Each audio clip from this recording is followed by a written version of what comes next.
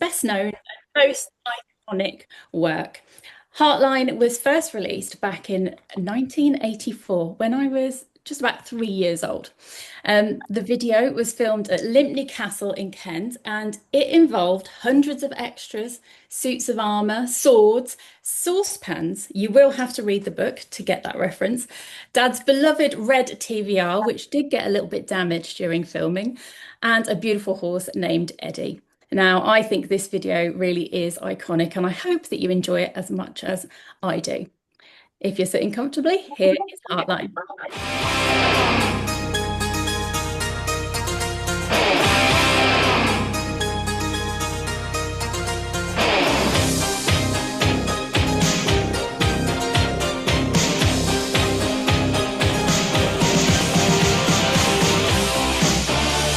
Your crazy attitude is spoiling everyone's fun. All you wanna do is take the money and run. All I ever get from you is days without sun.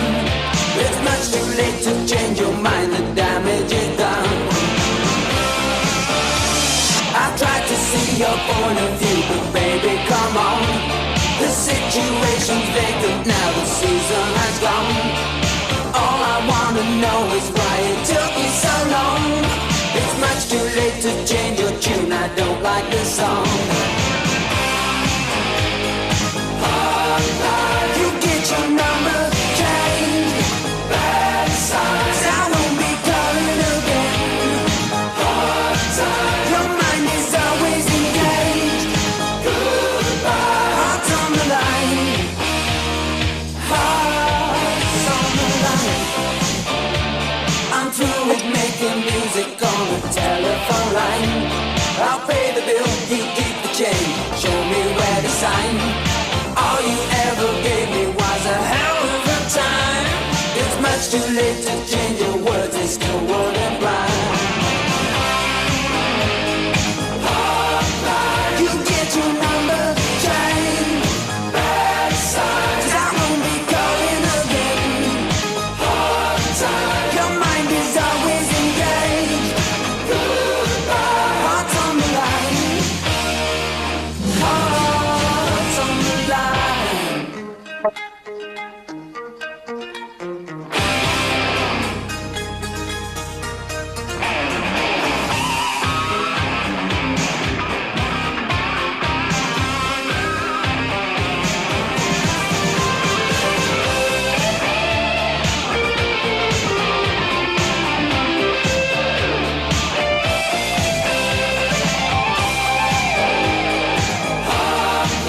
You get your number changed, bad signs, I won't be calling again.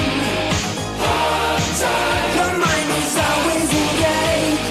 Goodbye. Hearts on the line. Hotline.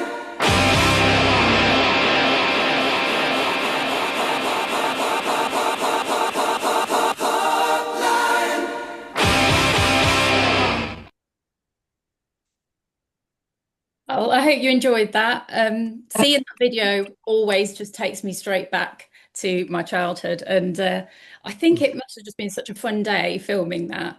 Unfortunately, I was a bit too small. I was about 2 at the time, so I think they left me at home with my nan.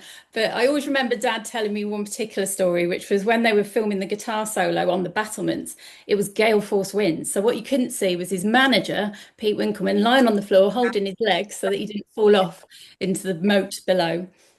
Now, hopefully, we've got everybody's hotlines pumping. I think it's time we introduce Martin to the party. Martin Tracey is a multi-talented author who writes fiction and non-fiction in a variety of topics. Lucky for us, he has musical roots and a passion for music, which has led to him writing several music books over the years, the latest being Heartline, of course. Welcome, Martin. Thank you, and thank you for having me on this very momentous occasion.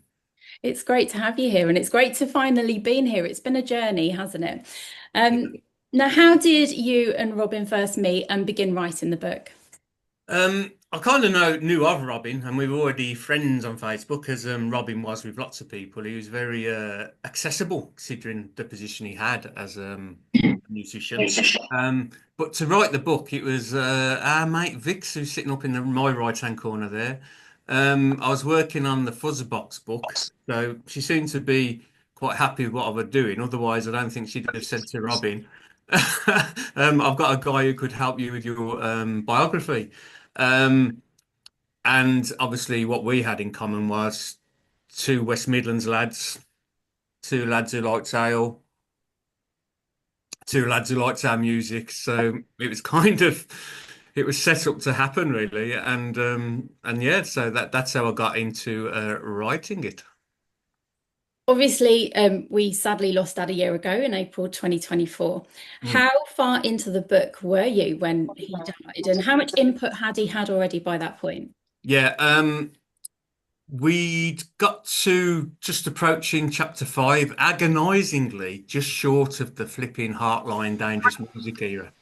Although he had given me some information on that, but I hadn't had that opportunity to really grill him about it, I guess. But what he had already told me lots of funny stories. Debbie will contest because obviously Robin was in Spain at the time, I was in Birmingham.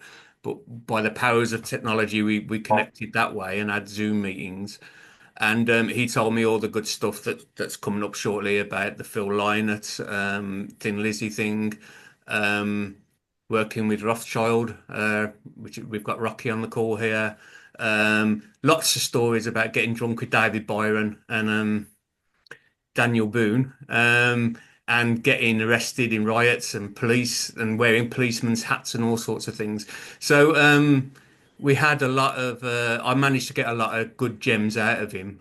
But as I said, I was in that unenviable sort of position that we lost Robin. Um, and his biography wasn't as such finished. So I just had to find another way. I mean, I would have spoke to the likes of Rocky and Charlie Morgan and different people, Nick Tart, etc., etc. But obviously, it became so much more important to feed off and get and research and get stuff off of the people rather than just get it firsthand from Robbie. Yeah, so it really must have changed your approach to Hmm. doing your research and kind of getting that information. Yeah, I mean, one of the challenges, and it was like a double-edged sword because one of the challenges was if I'd have been talking to Robin, he could have taught me literally through his whole back catalogue. Now, when you come to research Robin's back catalogue, there is just vast and volumes of body of work, it's just and different people singing the same song, Yeah. so to try and harness all that, which is really what I wanted to achieve with the biography. It was like I wanted to harness all of Robin's career, all his music, obviously some stories and funny bits along the way, and just present that so that everyone has always got that as a reference, really, to the great work Robin did. But he'd done so much. He was a musical workaholic. He really was, in a really good way. He just loved me. He just wanted to play music, didn't he? And I hope. I think that spirit has been captured in the book, even from everyone I spoke to anyway. And the other theme in the book is his wicked sense of humour, his dry sense of humour, which again is quite similar to mine. So all good stuff. Yeah, I mean, he definitely worked with so many interesting people. Phil Lynott, Robert Plant, Glenn Hughes, Roy Wood. Are there stories in the book that fans will get to read? Yeah, I mean, all them stories about the near misses. What came a theme of the book was Robin had all the ingredients to be a megastar. He had the chiseled looks, he had the matinee idol eyes, as well as being able to be just a fantastic musician, producer. So he had it all. Um, Yet, for many reasons, as you do find in the book, that sort of superstar status was always just that little bit elusive from him. It's like having a ball in the water, when you go to grab it and you hit the water and it just goes away again. It was like that, which kind of it's kind of heartbreaking without trying to get too emotional and cheesy over it, but it kind of is because you just. But on the flip side of that, what was great about Robin was his optimism and his resilience. He just kept going. Whatever was life threw at him, he just like brushed it off and got on with it. And he just kept doing his music, doing his music, doing his music, which is real testament to him, really. Absolutely. What were the highlights or memorable moments of writing this book for you? Obviously, the time that I did get to Do you want spend to have it on talking like with just like Robin, this? always be grateful Or that listen I to managed it? to for him to call me his amigo. I don't think he done that lightly with anyone. And I did discover that he didn't suffer fools and he was single-minded. And again, that comes out with other people, but more than that, he was a really generous, down-to-earth guy who had a lot of time for people actually. As long as you're okay with him, which is quite right. One of the highlights after finding the other ways to do it was obviously I discovered the Love, Power and Peace, which was kind of Robin's version of Live Aid, really Band-Aid, where he'd done a charity single and he'd done it at Rabanna's, which is funny enough, a rehearsal studio I used to go to when I was in a band. And I went down there for the day and had a great day down there, so that's a highlight. And Warren Beatty happened to be there on the day just by luck. So I went to discover like all what had happened on that day because he'd had Ruby Turner in there, Jackie Graham, Daniel Boone, Andy Pike, Marshall Law, lots of these different people. Freya, which is Vixie's and Debbie's cousin, who was a policewoman in Emmerdale. All these different people singing on the track, well, on the tracks rather. And all the money was going to charity. So it was a momentous occasion, all sort of recorded in Rabanna's. And so I wanted to go down and sort of get a feeling off the people who worked there, of what that day was like. But yeah, Warren happened to be there, who had played with Vix and Robin in The Promise, and another band that I should know off the top of my head that he played in with Robin. What was that? Well, World. That was Well, it. yeah. Robin George's World. Yeah, yeah. Got out of that Maybe one. opposite Well sex done. as There's well. an opposite sex as well. Yeah, Yeah. Oh yeah, opposite get sex. I there. would. Oh yes, yes, yes. Many It was in guys. opposite sex. Yes, yes. Warren was around in that era, very much so with Vix and Robin. Absolutely. So what do you hope the book will achieve and that people will take away from reading it? Um, I hope the book will achieve a few different things. One, that they kind of get to know Robin. So there's different people I hope are going to read this book. There's his die-hard fans who have been around since the Heartline times, and even before. Some people liked him from the Uriah Heep when he worked with David Byron and Uriah Heep, and he played with Magnum and all that kind of stuff. So what he did have was a real loyal sort of cultish following, which is wonderful. And then on the other side of that, it's like sometimes you speak to people, wrote a book about Robin George. Robin George, yeah, he worked with Phil Lynott, he worked with Robert Plant, and oh, okay, great. And then so I hope it opens up the world more to people to learn about his music and hear his music and present his music to other people. And also, I think it was important for Robin, although he never spoke to me, even as his official biographer, about his illness. So again, that was Robin's positive outlook, wasn't it? That's what he was like. He was like, no doom and gloom. I remember him saying them very words to me. This is no doom and gloom thing, Martin. I thought, right, I know not to go there. Um, and we just spoke about music and the good stories and all the good times. Um, but while I think it's important that that was harnessed for Robin as well. As much for the fans, it was important for Robin that he knew that his whole career, his whole life was being documented and put together really. So that was important as well. Yeah, getting that story out there definitely Yeah, was a big thing for him. yeah. Um, what was your favorite Robin George track? Well, I'm gonna have to say Heartline. It's got to be. I mean, that song is just amazing. Heartline. I mean, YouTube marathons every Saturday night. Me and Mrs. Tracy. If we're not going out, we're sitting in, which is more times than going out, to be honest. We put the YouTube on. We watch our favorite tracks, and Heartline's always on there. Bottle of wine, and it's just a fantastic, infectious track, and I love seeing the. I know that there's lots of different versions. Typical Robin, lots of different versions of even the video, let alone like some of the songs he wrote, but a lot of different versions of Heartline. But I love the ECT version where he sings it live as well on ECT. That's brilliant as well because I really like to see him actually perform live because you really see his guitar work, and his presence on stage and everything. Like I said, he did have it all. Brilliant. Are you going to read us a few samples, some of your I favorite I will, music, I will, Martin? yeah. So a bit like you have a song medley, um, like sometimes musicians put bits of songs together if they're showcasing it. Well, it was like when we spoke about this, as you know, Charlie and Debbie, we said, well, I didn't know what to read. It's like picking your best bits, like picking your favorite kids. I didn't know what to read. So what I've tried to do is stick some samples from different chapters. So it's like a medley of a biography, if that makes sense. But here I go. So. Chapter one, The Young Griffunian. So these will only be samples and obviously not the whole book. Rocky can tell you later how good the book is because he's read it, bless him. But anyway, right. Chapter one, The Young Wolfrunian. Robin George was born on 8th of April 1956. Just days after Robin's birth, Elvis Presley would shake the world's call with his outrageous delivery of the song Heartbreak Hotel and change the face of music and youth culture forever. Once the Beatles joined in a few years later, a band Robin credits as being one of his major influences, the platform was firmly set for musicians like Robin George to flourish and rage against the machine of conformity in years to come. It was a plastic Beatles guitar given to him by his mum and dad as a Christmas present that set him on his way to eventually master his craft. Robin owns the accolade of being the first pupil to be expelled from Wolverhampton Grammar School for boys in 100 years. Why? For playing his electric guitar in class, of course. On his 21st birthday, Nora and Dennis bought their son his beloved Gibson Les Paul custom guitar in black. When he later played with the band Magnum, he would have another Gibson Les Paul custom, coloured in sunburst rather than black.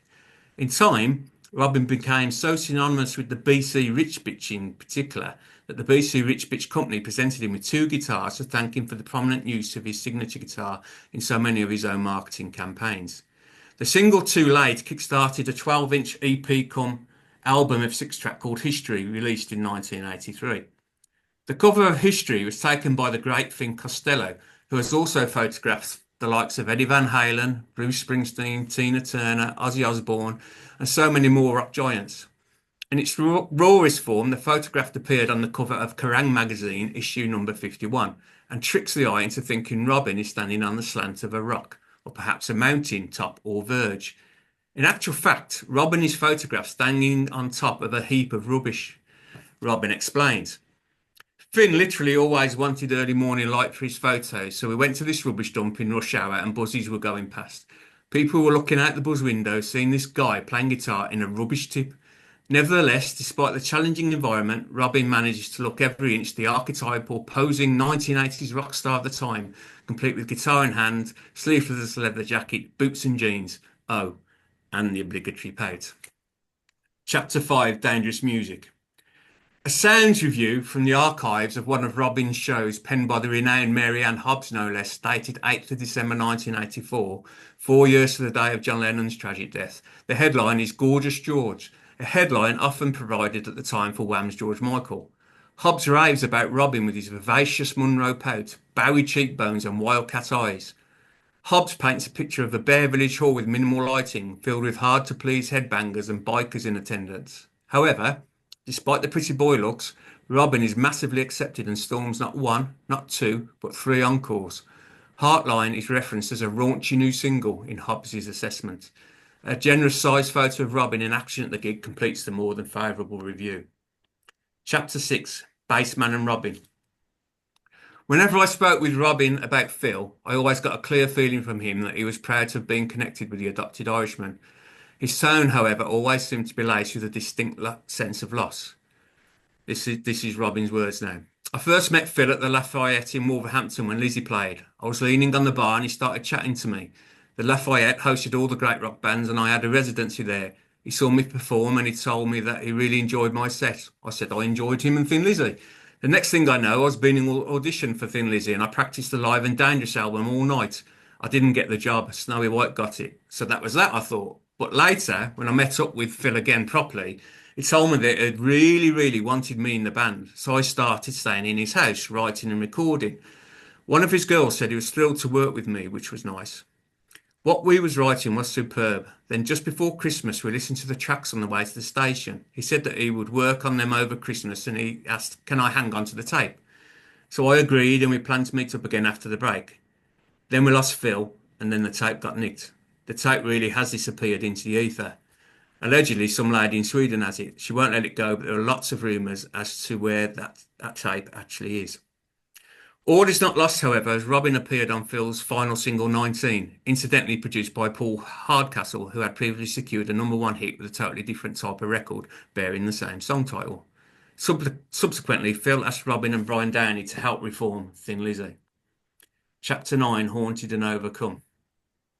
When Glenn Hughes added his backing vocals to the ill-fated Notorious album Radio Silence, he became impressed with what Robin George was creating and doing. The observant Hughes asked his fellow West Midlands musician what else he might have. Suddenly, an opportunity appeared for Robin's next solo album to potentially feature the voice of rock himself. However, what should have been a dream come true for Robin George became an unofficially released nightmare. The initial recordings at Robin's Kitchen Sink Studios in 1989 went exceptionally well and a major label deal was struck, but the deal between the UK and US companies concerned ended acrimoniously, and you have the plug pulled on an album that promised so much but sadly never delivered. Until 2023, the recordings languished in the vaults. So in order to deliver Overcome, Robin visited the original recordings and provided the restorative care and mixing attention the tracks deserved. The final result?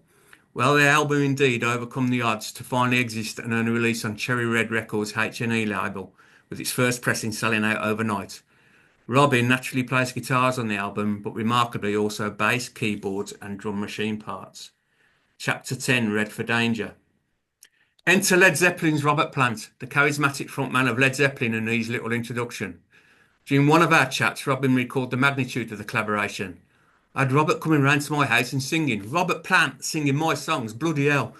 But Robin's son James, unintentionally, this is one of the greatest frontmen of all time. I remember one time asking Dad, why is that old man getting my football off the garage roof?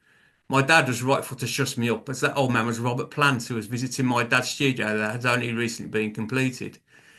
Robin did indeed do an extensive amount of recording and songwriting with the avid Wolverhampton Wanderers fan, and working with the Plant, as with Lynott and Hughes, is one of the stories that he naturally liked to educate people about.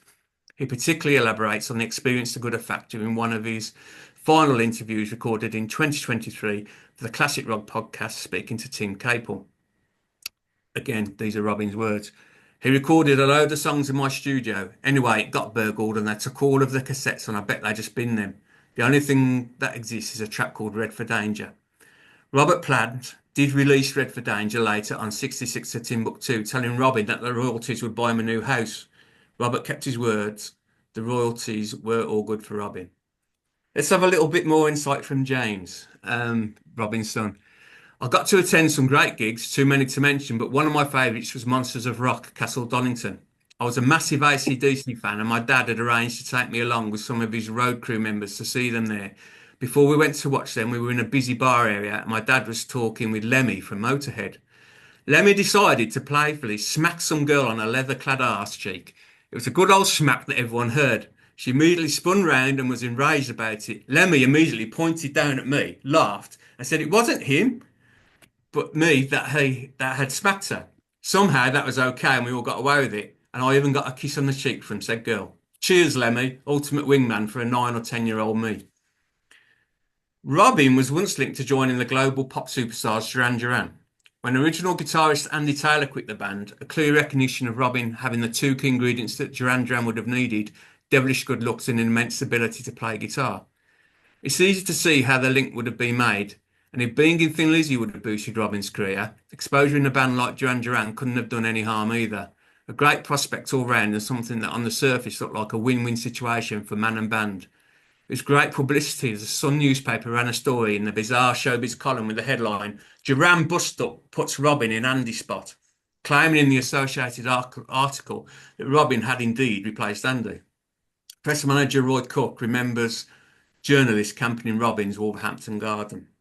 Just going to rewind slightly to chapter 4, from Bilston to Camden Town.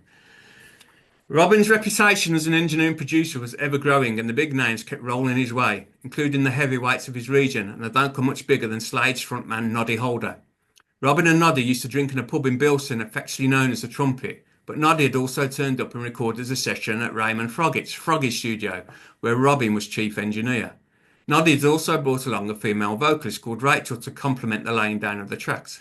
Sadly, that session is another one of those golden gems that's tragically fallen into a black hole, never to be heard of again.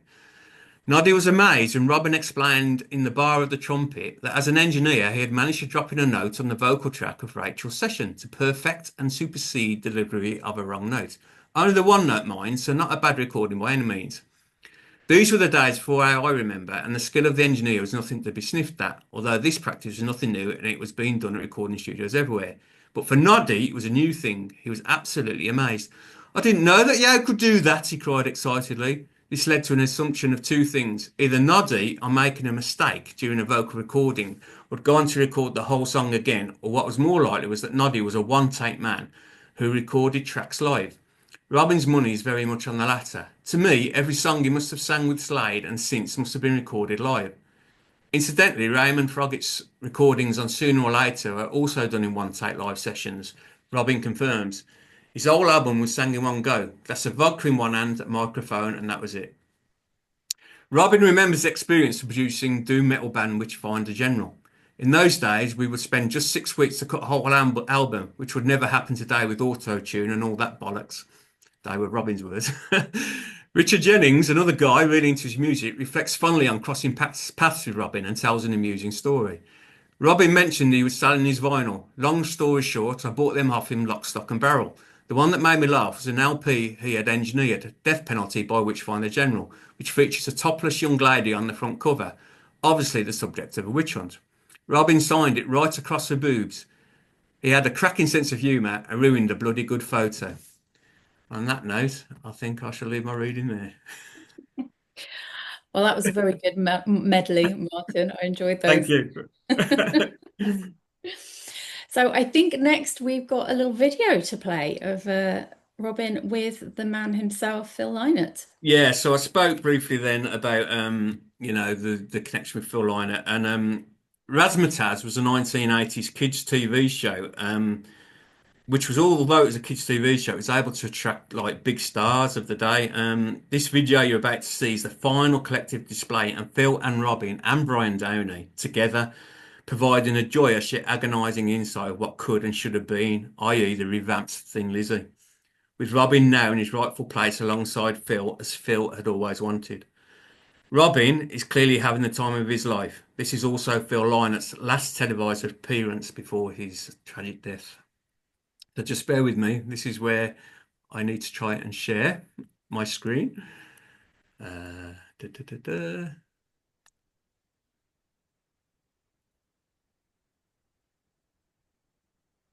Can you see that? Yeah. Can you see something? Yeah, right. Here we go.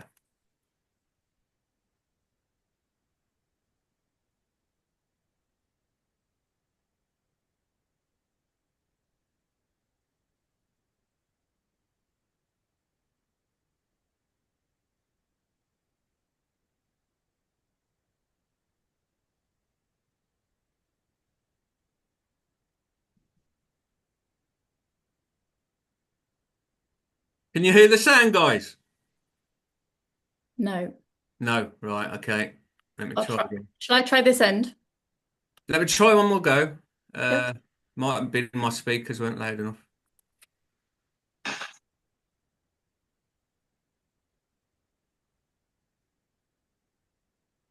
No. No? Nope. No. Can you have a go then, please, Charlie? Sorry. Okay, so if you come out of there. Yeah. Perfect. Okie dokie.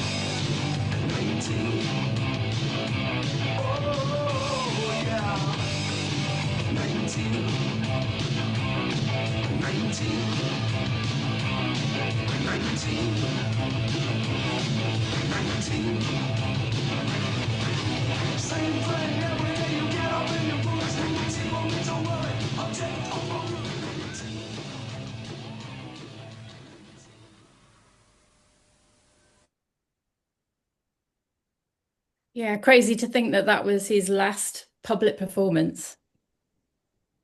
Yeah. So over the past year really, the whole family's been rallying around looking for old photos, digging them out for inclusion in the book. Obviously, there are only so many photos you can fit into a book. So I thought it would be nice to share some of the memories that we found in the archives, as it were. Now, I've put this slideshow to my personal favourite Robin George track, and there's no prizes for guessing why. It's a rare instrumental track actually, and it was written for me when I was a baby, my very own Robin George rock lullaby. And the name of the track is Charlotte Starlight. I hope you enjoy these few photos and these memories.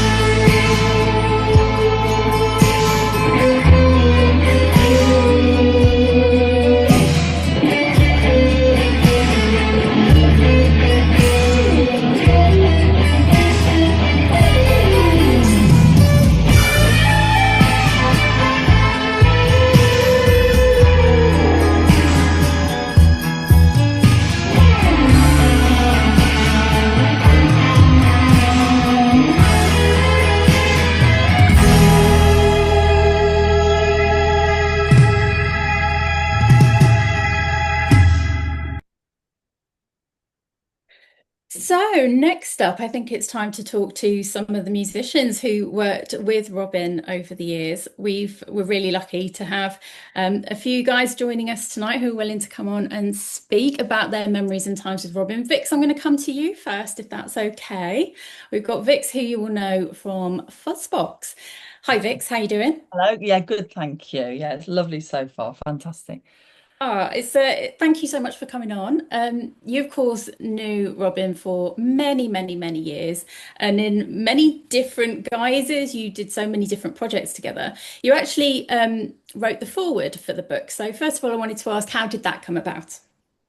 I was really shocked actually because my lovely sister Debbie, who's the next one along here, asked me if I'd do it, and I was like, "But surely there's someone who's more rock and more cool than me that could write it." But she was like, "No, you're the perfect person to write it." And Martin agreed as well. I think, yeah, I've known Robin obviously for a really long time, and also I was working with him right up until, well, re literally sort of couple of days before he passed. So we were still working on projects right up to the end. And obviously because I paired him up with Martin, because once I knew that Robin clearly was sort of on end of life, and he didn't want to talk about it or admit it, but I just thought, God, he surely would want like his legacy, and I had that feeling from him. Who was still so active with music, had lots of different music projects on the go, and he wanted to keep working on music with me. So I knew that would mean a lot to him and to Debbie, of course, and all of his lovely family, that his legacy could live on, and that he could be as much a part of it as possible. And I totally trusted Martin, however far that went, that he would honor that, and and do a fantastic job, which he has. Yeah, absolutely. He's done a sterling job. Um, there were so many projects. I mean, too many really to mention, but which ones or which one is the most memorable for you, or do you look back on most fondly? Well, because Robin was very well known for reworking songs, and suddenly he'd give you a song, so why don't you do this? And Ruby Turner had done it, or Glenn Hughes had done it. So there was a lot of chopping and changing, and we did lots of different versions of things over the year. But it was lovely because it popped up on my Facebook feed today, and it was the album You, and that's a really, really lovely collection of music that we worked on. So some of the early tracks were very kind of bluesy country, so even a bit jazzy, but a bit of pop as well in there. Americana, basically, which is one of my biggest loves in music. So we absolutely had that. Um, I mean, we met in Fuzzbox, but when he was, well, he was producing Fuzzbox, and I loved what he was doing, more guitars and a bit more rocky and earthy. But yeah, it didn't turn out to be what other people kind of wanted Fuzzbox to sound like. And you guys actually wrote some stuff together as well. So you know him kind of from a songwriting perspective. How did he go about writing songs? Yeah, so that was on You. There's a lot of that. So sometimes I would come with ideas, or sometimes he would. But yeah, he did like, mind you, I love a good thesaurus and synonyms and all of that stuff. So we'd often have well, yeah, lots of lines. We would just it was really easy to write together. I think that was one of the just absolute like when you write creatively with someone when you work with anybody creatively and you're both just bouncing off each other, to go from being in Fuzzbox, and then to we carried on working together afterwards, and including releasing versions of the songs we were doing with Fuzzbox that I'd written. It was I don't know, it's just like, yeah, line after line. It was so easy. So sometimes it'd be like maybe a guitar riff or a backing track or a lyric, or I'd have ideas, and however it came about was very easy. Guitar was always absolutely like crucial. It's to all the songs. It was like the bedrock. Yeah, absolutely. And I'm going to ask everybody the same question. What was your favorite Robin George track? Oh. Of his, or one that anything that we did. It's up to you. Your choice. Do you know, I have got a really, really big soft spot, even though I didn't co-write this one, which for Love, Power and Peace, because um it's a beautiful song, and Jackie Graham, Ruby Turner, and myself have all done it, and that was one of the things that Robin was working on towards the end. He wanted a version of the three of us singing, which is really lovely. So I don't know if that's out or if it will be at any point.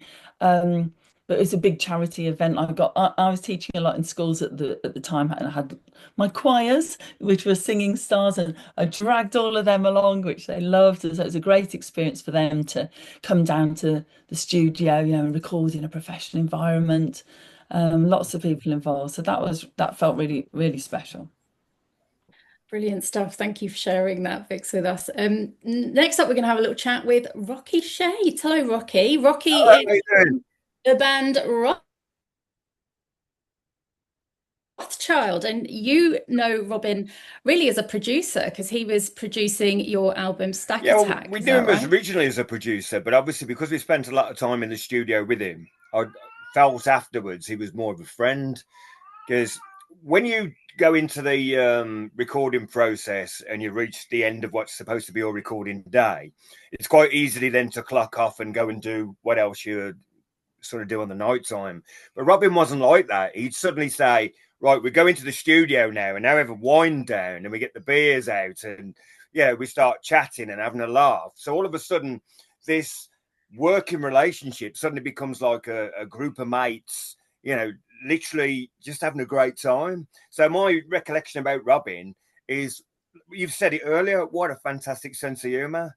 But I have to say, and it's been a bone of contention for years, because the Wrathchild album was quite electro orientated to the sound that we had as like a live sound. I'll get more into that later. He got blamed for the very weak production on the album. And I've got to say in his defense, and can state hand on my heart, that the product he left in that studio was a damn sight heavier than the press product that came back to us. So even though our fans say we can't understand why this album's so weak, and I mean, you've only got to play it to hear it sounds like it's been recorded in a biscuit tin.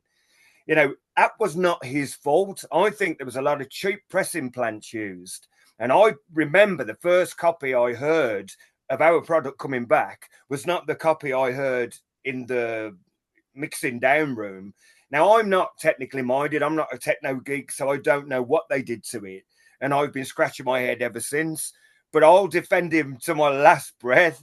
The product he left us in that studio, although it was a lot of techniques were used on our album that he used on his album. So I felt like there was parts where we could have been classed as a sort of guinea pig.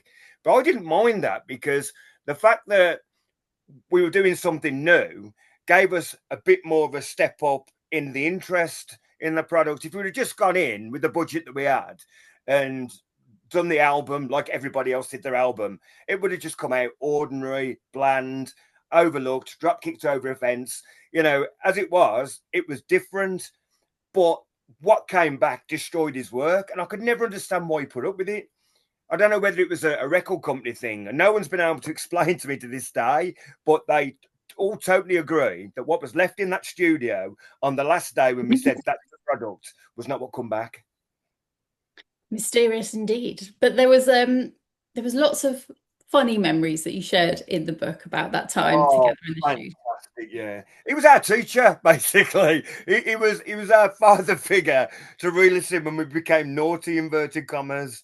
And let's face it, a band like Wrathchild, we're not going to stay good for long. We did our job, don't get me wrong. I'm so proud of the guys. Went in, did our respective parts. But you give us some free time, and when it was our time not to come into the studio at all, we could guarantee there was some sort of trouble and mayhem on the cards. And he'd always get a phone call. They're off again. Can you reel them in? Love him. Must have been a good job. I liked the bit in the book actually that talks about you guys turning up in all your full stage regalia. Well, funny enough, that wasn't our stage regalia. That's what we wore. Okay. Anybody that knows Wrathchild, and I mean anybody that knows Wrathchild, back in that day knows that we used to wear some very, very outrageous clothes.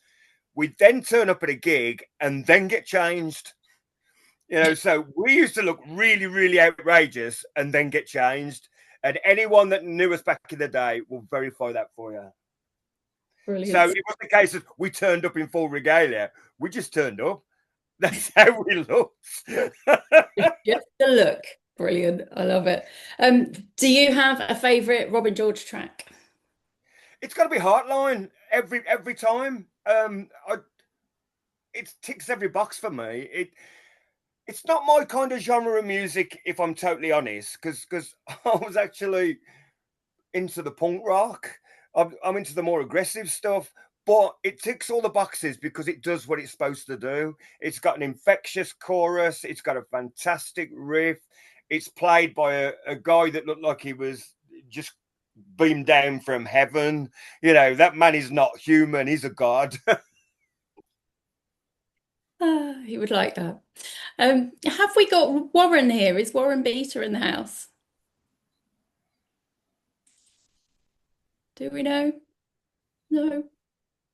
Okie dokes. I don't know if he's here. We were going to have a little chat with Warren, who was playing in bands with Dad during the 90s, but if he's not here, we shall move along. Thanks, guys, for those contributions. If anybody's got any questions for these guys, make a note of them, and then we'll have a Q&A session towards the end. Time for another video now. If you like guitar solos, I think you will like this one. Back in 2021, Robin recorded this guitar solo duel with none other than Lawrence Archer, who also played with Phil Lynott in Grand Slam. They were recorded for a single by the Swedish outfit, the James Holksworth Conspiracy, and the single is called The Battle of Fugheart. Interestingly, this was the last video Robin ever recorded playing guitar. So here we go.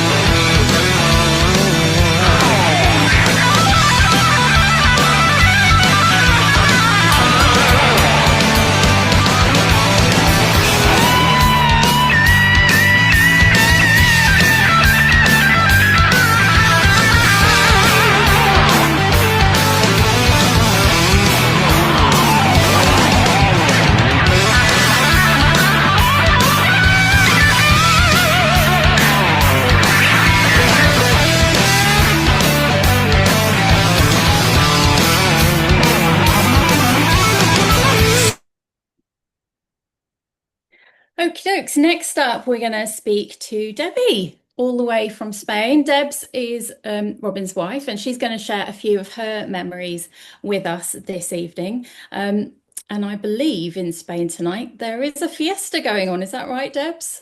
Oh, yeah, there certainly is. I'm still waiting for the fireworks to go, but hopefully they'll hang on while we're talking. Yeah, hopefully, yeah.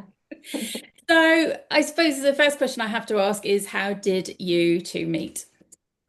Well, I would have to, it's my sister Vix, really. She kind of decided that me and Robin were obviously meant for each other. So she organised a blind date. Well, it was a blind date for me, not actually for Robin. He and Vix kind of planned this together. And yeah, we went into, I think it was a nice kind of pub in St Paul's Square in Birmingham. And yeah, there he was sitting there, your dad. Yeah. And I was really pleased. Yeah, it was kind of definite, well, love at first sight. Yeah, and that was the start of it all. I think I met you a couple of weeks later. Yes, and it was a crazy whirlwind from there, wasn't it? Yeah, it was. I think I was living there within about a month. So, as you probably noticed. So yeah, I did notice, I did. Yeah. We've spoken already about how much the book meant to Dad. From your point of view, how much did finishing the book mean to him? Well, you know what your dad was like. If he started something, he would not finish it. And he didn't talk. I mean, a lot of people have mentioned this. He didn't talk about his illness, but he clearly was aware his time was running out. And I think it was his actual last post that he wrote on Facebook when he said, I'd like fans to contribute their memories. And they did. Fans, musicians, family, friends. And if it hadn't been for all these people contributing, his story wouldn't have been told. And, you know, Martin has just gone above and beyond. I can't believe the amount of people that he's brought into this work. It's just incredible. Wonderful thing. Yeah, absolutely. I mean, fans and his Facebook page as a platform became really important to him, particularly at the end. How important was it to him keeping that link and that kind of conversation with his fans? Well, it got more and more important, especially as Robin had to be more or less always in the house in the end.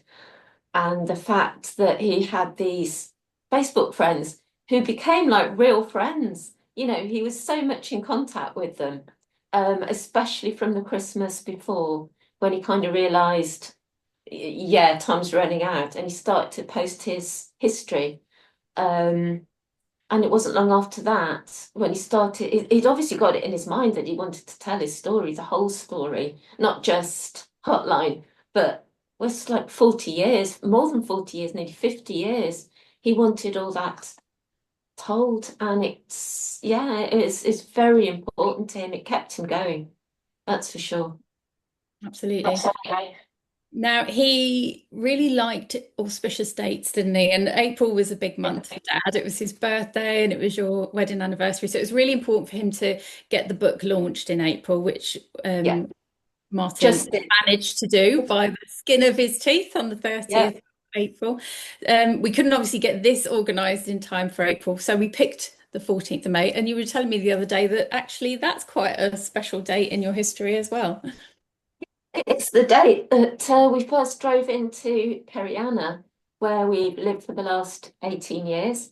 And that's during this fiesta that's going on now. It's always on the same date. And so it's like really amazing that that date we first came here and decided, yep, this is where we want to live. And yeah, this is happening now. Fantastic. Feels like a good sign. Oh, Uh, definitely. Now, the discography part of the book is long. Dad wrote an awful lot of music. There was just so much. Um, is there any more unreleased music still to come? Well, actually, Cherry Red Records have asked me to do an inventory of every piece of music in the studio. And I thought it might take me a couple of days, then I thought it might take me a couple of weeks.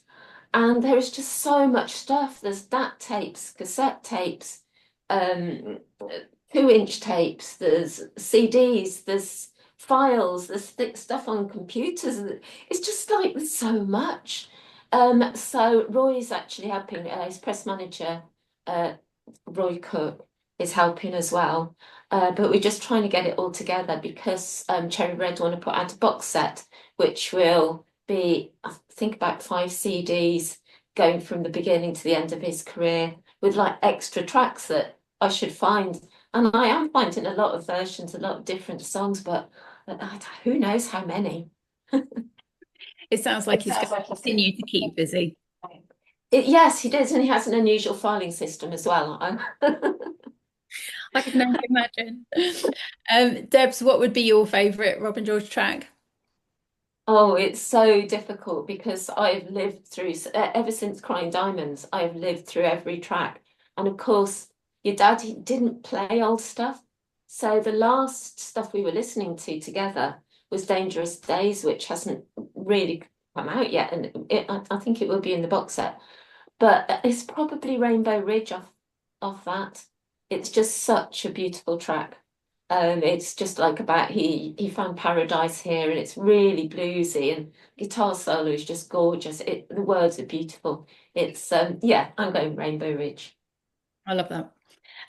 If he were here today, what do you think he would say about this moment right now? Oh, can I swear? Because Yeah. he would in a really positive way. Like I'll just miss out the sweary bits, but this is amazing. He would be so pleased. He really would. And see you presenting it as well. That would be fantastic. Thank you, Debs. It's been really good to hear your memories, and there's some great bits in the book from you as well. Next up, we're going to hear from another family member, my sister Fran. So I'm one of four. So I'm the eldest, and then there's my brother James, then there's Fran, and then there's my little sister Haz. So Fran is going to read a little section of the book, and I think she's going to read a bit that's about our childhoods. So take it away, Frankie. Hello, everybody. So I was asked to read a little bit, and I haven't managed to finish the book yet because I've only received it a couple of days ago, so I haven't managed to get to the end.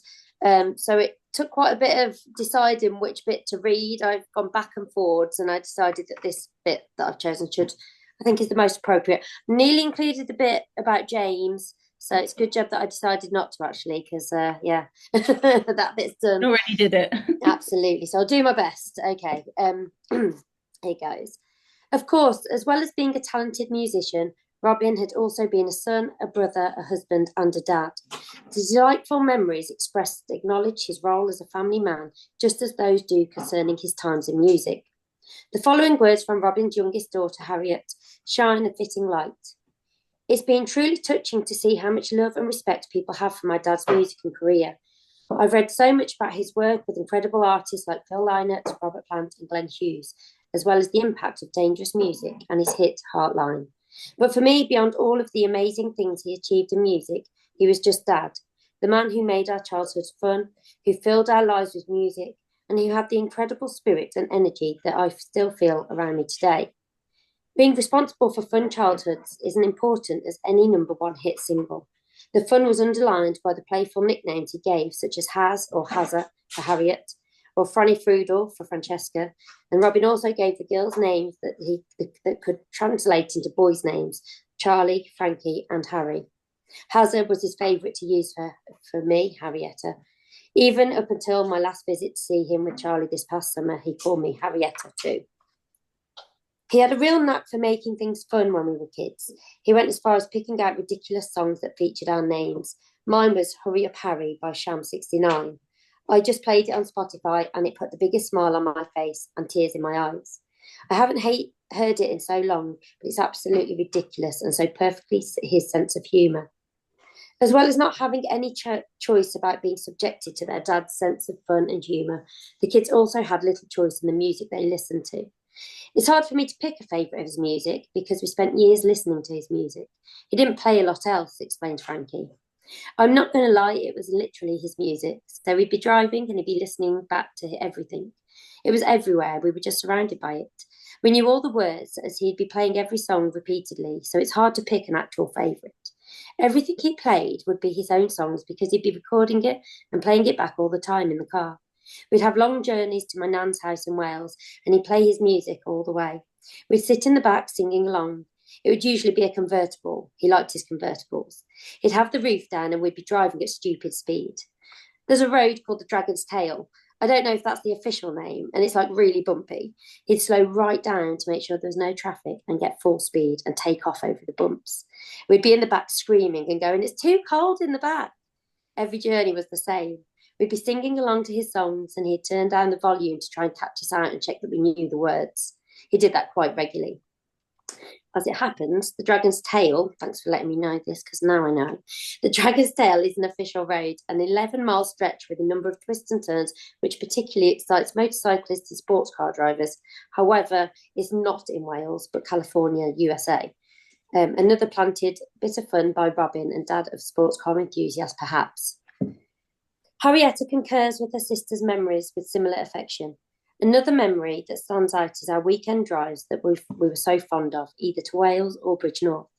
With his latest album playing on repeat, no matter what sporty car he had at the time, he always insisted on putting the roof down, even if it meant my siblings and I had to bundle up under a thick blanket to keep warm. Those drives through the countryside became such a core memory for me that I eventually decided to settle near Bridgnorth myself. It just always felt like home. When I bought my house here, I remember thinking how much Dad would have loved it. Though he never got to visit, I now have many of his belongings here with me, which helped me feel connected to him. Frankie also remembers good times in Bridgnorth. I've got a lot of memories there because he did a lot of recordings in that same house.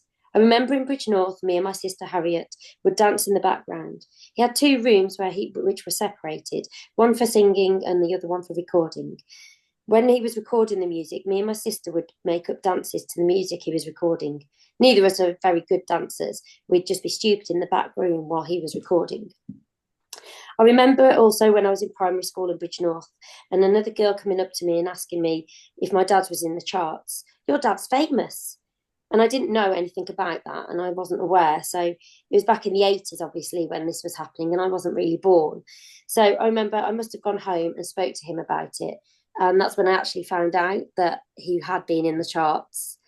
I also remember watching sometimes on television when we were really young. And I remember radio competitions where you'd have to ring in and we'd be sitting by the phone on the stairs, dialing in, voting for him. I don't think I really realised, though, because we were just surrounded by it. He'd be out gigging, he'd be doing what he'd do. As he got older, he'd be doing pubs and stuff, and we'd go and watch and dance while he was singing on stage. So there were bits like that, but it was just what it was. And what it was basically a way of life that seemed totally natural. Dad being a pop star. Thank you, Fran. That was brilliant. Dad would love. I mean, I do need to actually add in, I don't know if Harry's managed to keep her signal, but I did mention I was going to read that bit about the dancing, and she's absolutely upset with me that her dancing is not terrible. She's a great dancer, and I did say she could happily come on and show us, but she was reluctant, unfortunately, for us all. Yeah, unfortunately, you're going to have to not see Harry dancing. I think you can we've imagine been it, I'm sure. Thanks, Fran. That was brilliant. Yes, we had another video message actually from another artist who worked with Dad for many years, and that was Mark Stanway. You'll know him from Magnum and Grand Slam. He's a keyboardist. He and Dad met back in 1977 through his wife, who's backing vocalist Mo Birch. She's actually my godmother. They became really good family friends and have known each other for years. They played together in various bands over the years. And he really kindly sent us a video message. So I'm going to attempt to play that for you now.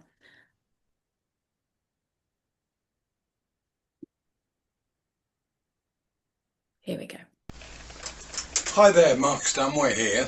I felt compelled to offer a few words towards Robin's biography launch, etc. I'm sorry I can't be there live, but I'm in the middle of rehearsals with my band for a festival in Belfast next week. Anyway, we knew Rob for about nearly 50 years, so we're still in shock and deeply saddened by the news we got in April of his passing. It was such a shock. My wife and I would like to send our deepest condolences. Our thoughts and prayers are with you all at this sad time. I'll try not to say what I said in the few words I offered for the biography, but I'll start by saying the thing that sticks in my mind over and above everything else with Rob was his sense of humour. He was very dry, he was sarcastic. I can remember years ago, me, Rob, Kex, Gorin, drummer from Magnum, Neil Murray, Roy Wood asked us all to do a few TV shows. One of those shows was the Little and Large show, and for those of you who don't remember, one was little and one was large. And when we were introduced to them at the studios, Rob said, "Which one of you's Eddie Large?" And I'll tell you what, we cracked up like a good that was just typical of Rob's humour. That sticks in my mind, but we played on so many of his recordings at Muff Murphy's studio down at the old Smithy in Worcester. Through the night and everything. But I'll say one thing for Rob, he was an absolute workaholic when it came to the studio. Until it was perfect, he never gave up, and over the years he became such a good studio engineer, and that obviously led on to being a great producer as well. What else can I say? It's difficult, this is, because I mean, as I did mention, Rob was at our wedding all those years ago. You know, our families grew up together, etc, etc, and I feel so sorry and send my love to all of them. So what else can I say? Rob has left a great musical legacy, I believe, and to be admired and enjoyed by generations to come. And I'll leave you now with love and fond memories of a great friend and super talented musician. Love to all. Thanks a lot. It was lovely to hear from Mark Stanway. If you are watching, Mark, hello to all the family. Martin, you've got a video you can share with us next, I believe. I shall certainly try. Is this the Notorious one, Charlie, or Andy's one? No, this is, oh yes, actually, yeah. The Notorious. Yes, Notorious. Notorious. Yeah. Yeah, okay. I'll just set it up a little bit, Notorious. So in the 80s, we'd obviously seen many handsome pop duos. When you think of Wham, Tears for Fears, etc. Go West. My sister-in-law actually loved Go West. She won't thank me for saying that. But anyway, there was never this sort of thing though for 90s. For rock. There's never really a rock duo that stood out until Pete Winkleman had the idea to throw Sean Harris from Diamond Head and Robin together, and they were very pleasing on the eye. But more than that, they were fantastic musicians. So what we're actually going to show is in 1990 they released the Swalk. What we've got here is a real bit of a lost finding of an acoustic version of the Swalk. And then you'll see the full-blown MTV version after, because you'll see how they were made for MTV. So I will try to do this, Charlie. Let's have a go. If not. Right, here we go.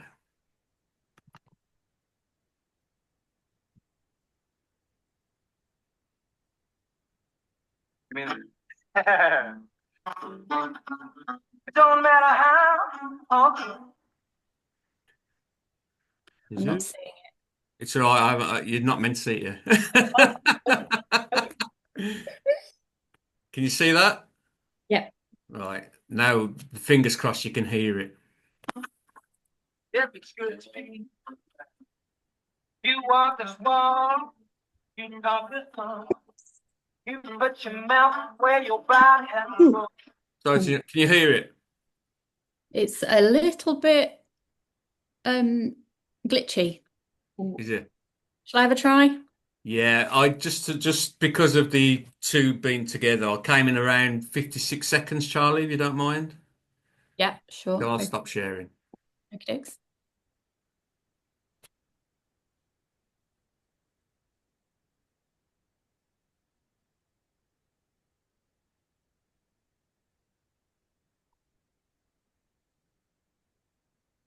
"56 seconds." Ish. That's fine. Ish is fine. Okay, cool. It's good to be you.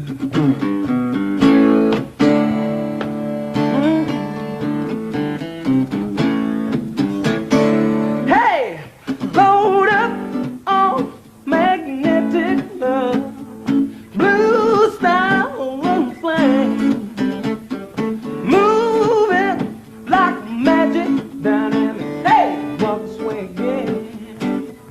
Is it something you got?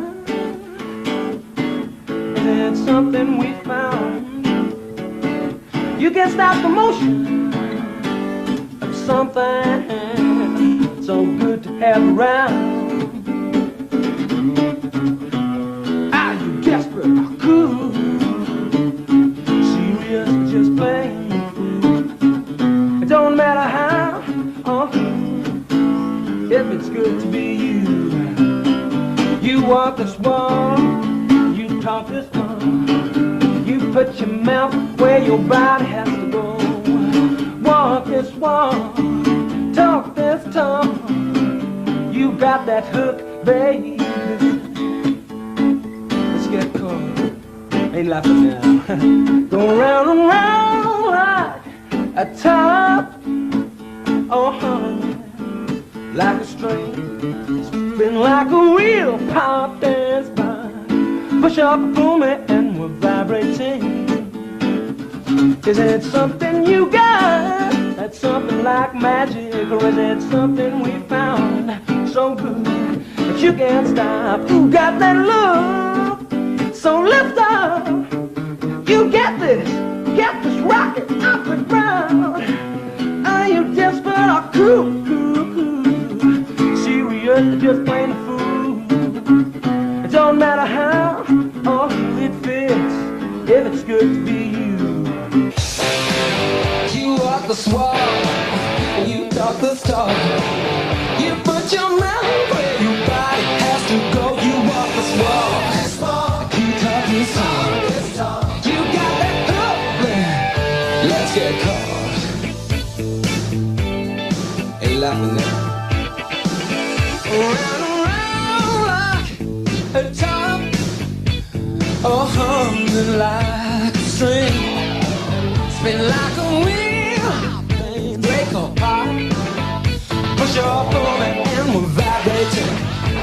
It's something you got, that's something like magic. Or is it something we found so good you can't stop? You got that look, so let's stop.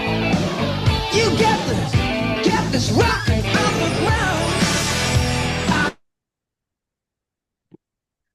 So I'm conscious of time, so I've cut that a little bit short, but you know, what a great video that was. It was just brilliant. And I liked in the book reading about how that was shot as well. I mean, obviously quite a big budget video, that one. So next up is competition time. The prize is a copy of the book signed by the author, Martin Tracey. And the question should be dead easy because I gave you the answer earlier. So if you were listening, you will know the answer. The question is, what year was Heartline first released? If you can pop your answers into the chat, then afterwards we will put them all into a hat and we'll do a video to announce the winner on Robin's Facebook, hopefully on Friday. So that question again, what year was Heartline first released? Pop your answers in the chat to stand a chance of winning a copy of the book. Can I just, Charlie, sorry, can I just interject? Because you know the Notorious video we've just watched. Sorry, I know we're conscious of time. I do urge everyone to go to watch it just to see the lead break in the MTV version. Because the funny bit in the book is the hoses, they had these hoses on them, and Robin had obviously bare torso, and it's really a good watch actually, and you see Robin doing his stuff, and so anyway, sorry, back to you, Charlie. I just thought I needed to mention that. It was an interesting point because they wanted to spray him with his own guitar, and he was not having that, was he? He weren't having that. He weren't going to have his guitar wrecked by hoses thrown at him. So he went and hired one instead, didn't he? Yeah. Love it. Okie dokie. So we've got the Andy Bennett video, Martin. Yeah, so I started part of my reading around how the Beatles had influenced Robin, and we've got something really special now because a guy called Andy Bennett, who played in The Elements and Ocean Colour Scene, I'm sure you've heard of them, and Sargent. He's gone and done a version of the song that got Paul McCartney into the Beatles. So 6th of July even, 1957, Robin had not long turned one. There was a village fete happening in Liverpool. Paul McCartney was introduced to John Lennon, and Paul McCartney played this song to John Lennon, and he was so impressed by it and the way that McCartney played it that he got the job to join the Beatles. So that song is 20 Flight Rock. So we'll probably see a minute or so of this. Charlie, would you do it for me, please? Would you? I don't want to mess up 3 times. All right. I'm such a diva.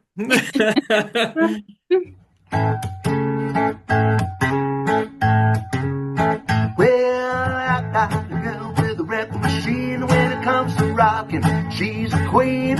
We love to dance on a Saturday night.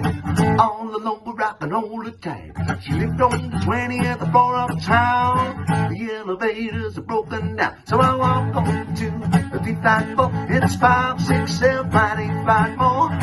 Up on the 12th I'm starting to drag. 15 before I'm starting to sag. Get to the top, I'm too tired to rock. Well, she called me up on the telephone. Come over, honey, I'm all alone. I said, now, baby, you're mighty sweet, but I'm in bed with the aching feet. This went on for a couple of days, but I couldn't stay away. So I walked on to 354. It's 5, 6, 7, 8, 5 more. I'm on the 12th, I'm starting to drag it. 15 before I'm ready to sag. Get to the top. I'm too tired to rock.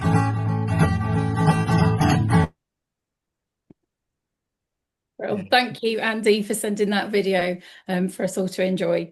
It's time now for Q&A. So if anybody has any questions for anybody on the panel or for Martin, if you can pop them either into the chat, or there is a hands up button. If you go to the bottom panel, there's React, and you can press that and you can pop raise hand, and then we'll know that you want to come on and ask a question in person, or you can pop it in the chat. Martin, have you just disappeared? No, I wasn't running away. Oh. I just put the light on. Don't do that right now. Okay, so Alan Byrne, you've got your hand up. So, Donna, if we could unmute Alan and let him come through to ask his question. Hi, Alan, I can see you now. Oh, yep, there you are. Hi, How are Alan. you? How you doing? Yeah, good, thank you. Thanks for joining Good. us. No probs, no probs. Merton, congratulations, I suppose, to begin with Thank you. on the book, and I hope it goes great. Thank I you. haven't read it yet, but it soon. I'll have it soon in the post. I was just kind of wondering with the unfortunately, when Robin passed and you had got to a certain point with the book. Yeah. Was it a quick decision to decide to finish it or how tough a decision was that? It never crossed my mind that I wouldn't finish it. I was committed to it, and that was that. I wanted to do it in honor of Robin as much as anything. I was determined to have it finished. It was just, it was obviously a bit of a shock moment because it's like, how do I do it now? Because I haven't got Robin to have them conversations with. And although every biography would always talk to people who knew the topic of the artist, it obviously became a lot more reliant on that. But what I guess we were lucky in one respect because Robin had such a fantastic connection and relationship with his fans. Yeah. So many people were willing to step forward and share. And I know Robin would have liked that. He liked his fans to share their stories as much as he likes to share his stories with them. Sure. So the platform for finishing it obviously wasn't ideal because we didn't have Robin, but there was definitely a way. And I'll say the challenge was, and it was as Charlie alluded to, the discography is big. We give a lot of credit to Roy Cook for helping with the discography, because it's such a volume and body of work, which is testament to Robin. But as a biographer, when you haven't got that subject to speak with, that's challenging. But it helped as well though, because that meant I had to research his music a lot more, which was very pleasurable, obviously. Always every now and then I'd have a little think, oh, I wish Robin was here. I wish I could just ask him that, ask him this. But the network around him was fantastic. Debbie, Trudy, his sister, friends, people who had interviewed him. I was given a big thumbs up to quote Phil Aston from Spinning Now magazine, who had done some really good interviews. Tim Capel from Rock Classic, Ross Muir, I think, is on this call. Really gold stuff of what they'd already bought out of Robin. And there are many of the words that he didn't say to me in the book. Well, there's plenty of words that Robin said to me that are in the book, but there's plenty of words that were said to others that I've been allowed to put into the book. So you get a character that Robin is through the whole book actually, himself. So yeah, does that answer your question? It does. It does. Yeah, cool. Glad you got to finish it. Thanks. Yeah, I am too, definitely. Well done, Martin. Thank you. Oh, I recognise this person that wants to ask a question. Harrietta Pitt. She's my little sister. Are you going to do us a dance, Harry? Yes. Most definitely not. Oh, man, we're all so disappointed. What's your question? Yeah, I just wanted to ask really, Martin, that if there was anything that you had to cut from the final version that really you wish you'd kept. Oh, what a great question. I think I was quite keen to get it all. I mean, it was challenging in some ways because I've got to be careful how I answer this. But like sometimes because I'm writing about someone who has passed, and if there's things that you do find out, I mean, there's nothing bad on Robin at all. But if you find some things that you might not have thought, oh, I mean, for example, Notorious compared with Wham, I could see him going to me, Martin, what are you doing? I was nothing like Wham. I'm not Andrew Ridgeley. I can play my guitar, that sort of thing. So I know he'd have probably. We'd have had a discussion over it, but I think he'd have been cool with it in the end. So there was challenges around that because what I wanted to make sure was that it was authentic and not um, over egging the pudding too much because we'd lost Robin. I wanted it to be true to him and true to his style, but I had to make sure that it didn't become sycophantic, which I hope I've got that balance right. But obviously, it paints him in a good light because it's an authorised biography and it's all good. But there's nothing I really cut out that I can think of that I wish had gone in there. No, unless you know something, Harriet. No, definitely. I think you did a fab job, and Oh, yeah, it's thank you. brilliant. Yeah, I had to get in about your dancing. Oh, no, let's move on quickly. I think that's probably best, Has. Anybody else got any more questions?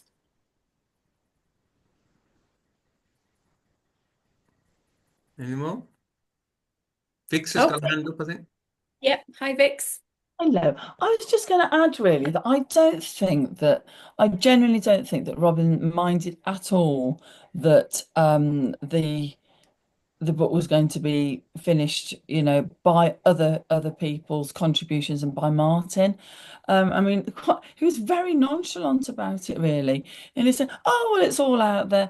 Oh, you don't have to look at the interview. It's online." He was very sort of cool about. It's out there anyway. A lot of the stuff the stories he wanted to tell that were important and the people he'd worked with, a lot of it was already out there.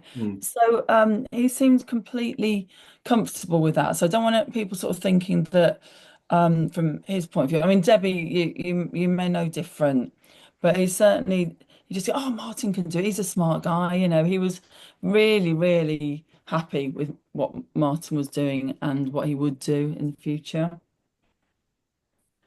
Yeah, I mean, absolutely. There's no way he would have let it happen if he wasn't completely happy. I think he would have said, "You get it, Martin." Yeah, he did. I mean, his first feedback to me after chapter 1 was, "You get it." His last message to me was something similar to that, and brilliant. That's brilliant, Martin. Now, there was actually a chapter that I struggled with, and it was because I weren't hearing very well with the Zoom meeting, and I second guessed a lot of it, and Robin Reed being Robin, he told me in no uncertain terms, "You've messed that up." So, so I think it's around chapter 3. A lot of chapter 3 is actually a lot of Robin's own work because things that I had misinterpreted, he'd put right. I had to do a bit of a revamp of it again, but it's very it's actually Robin that wrote a lot of chapter 3. But I was glad I managed to get chapter 4 before we lost it because I'd have hated to have ended on that, that I'd messed up chapter 3. But he was really pleased with the path we were treading and the way it was going. And he did, to be bless him, he put his complete faith in me to finish his story, and he knew that. And that was really great of him and great for me. So yeah. Brilliant. Any more questions, guys? Richard Jennings, hi. Can Richard come off mute? You're on mute, Richard. Yeah. Mute, Hi, Richard. Hi there, you're right. Hiya. Great to see you all. Just wanted to put in a viewpoint from the sort of the fans' perspective, if I could. The book, Martin, I'm a little way into it, and it's brilliant. And I must thank you for putting my contribution in. I wasn't quite sure whether that would make it or whether it would be acceptable. I had to. I think the humour side of it, and I have the proof here. There we go. Go on, hold it, Richard. Please hold it up. So that's where Robin signed across the boobs. Look, just to Hang spoil, on, let me, just to spoil the Witchfinder General album there. So. Kids, look away now. I'm not sure the other side.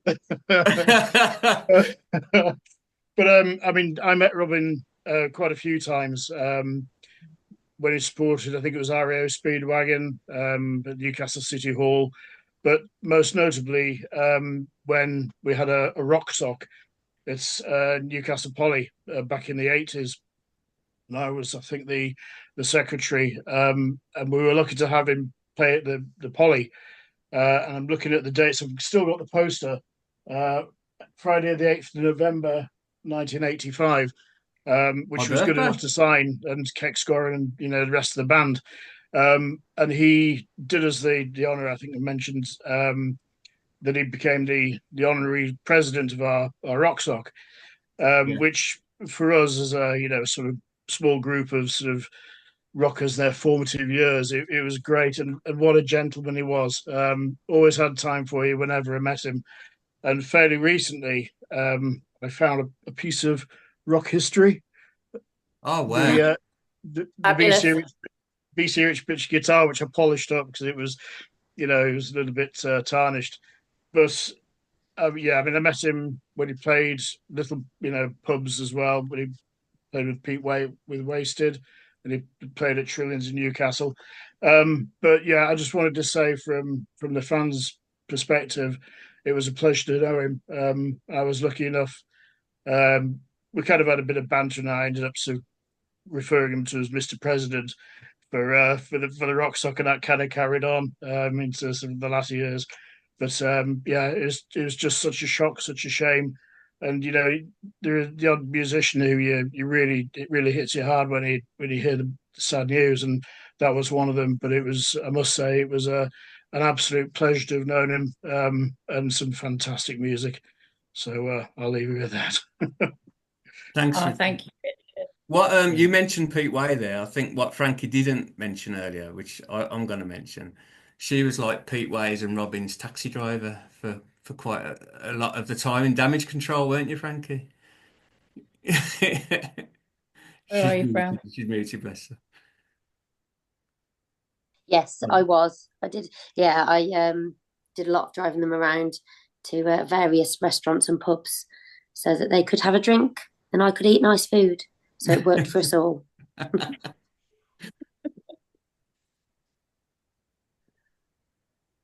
Brilliant stuff. Any more questions? Anybody? Nope. I think we're all good. Well, lovely. I mean, that just leaves me to say you can order the book online in both ebook and paperback format via Amazon worldwide. You can also get it direct from Robin's website, which is robingeorge.co.uk, or Martin's website, martintracey.co.uk. Signed copies by Martin are available by request. And don't forget to enter the competition if you'd like to win a signed copy. I'll remind you one more time. The question was, what year was Heartline first released? Put your answers in the chat and we will do a video to draw a winner on Friday, all being well, on Robin's Facebook page. But yeah, that just leaves me to say thank you so much, guys. It really means a lot to us that you've all kind of turned up and been here with us, and yeah, honoured Dad's memory, and he would have loved to have been here, I know. So thank you. Thank you, everyone. Thanks. All the Thanks best. so much, Take John. care. Thanks, everyone. Absolutely brilliant. Thank you. Thank you, everyone. Thanks for the nice Thank messages you. as well. Thank you.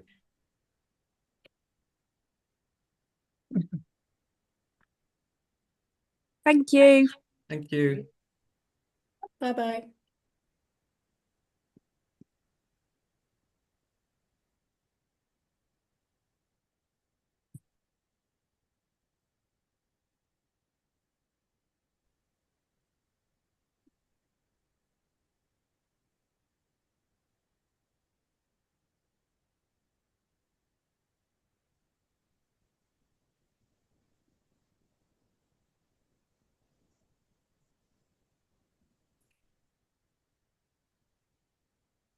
Sorry about that, Martin.